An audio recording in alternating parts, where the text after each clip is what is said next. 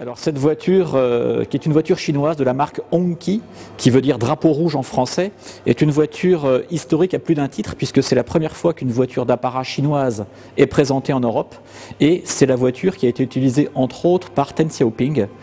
président de la République chinoise dans les années 1980. C'est une exposition qui est assez extraordinaire, puisqu'effectivement cette voiture a été offerte à la Cité de l'Automobile, donc elle est présentée ici jusque fin mars 2015, et ensuite elle sera vraisemblablement présentée parmi les autres merveilles et bijoux de la collection. C'est totalement inédit, c'est une première à l'échelle européenne et c'est même vraisemblablement une première à l'échelle mondiale, puisque c'est la première fois qu'une voiture d'apparat chinoise qui a été fabriquée pour les hauts dignitaires chinois et qui servait également à recevoir les chefs d'État étrangers lors des visites officielles,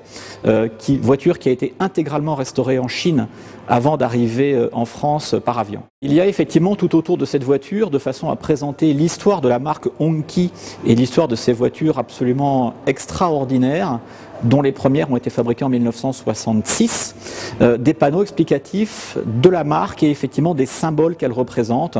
avec des détails comme le tournesol, comme des détails de la place Tiananmen et d'autres détails qui symbolisent la Chine à travers cette voiture. C'est une marque qui a été créée effectivement à l'initiative de Mao et qui voulait que la puissance et le rayonnement de la Chine puissent s'extérioriser lors des visites officielles des chefs d'État au travers de cette voiture, et il avait demandé à ses ingénieurs de créer une usine et de développer cette voiture en s'inspirant des modèles américains et russes des années 1960. Le musée organise régulièrement des visites guidées pour des groupes de particuliers ou d'entreprises, mais qui ne sont pas spécifiquement consacrés à cette voiture, mais à l'ensemble des collections qui, je le rappelle,